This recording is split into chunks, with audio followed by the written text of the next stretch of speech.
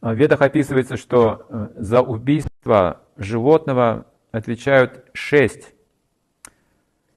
как бы типов людей. 6 типов людей. Карма распределяется между 6. Первый тот, кто убивает. Другой тот, кто транспортирует. Тот, кто разделывает. Тот, кто готовит. Тот, кто ест. И вот там еще 6 есть. Сейчас не вспомню. Ага. Да, карма за убийство распределяется вот между этими людьми. Вы покупаете эту пищу. Да, и тот, кто покупает, то же самое.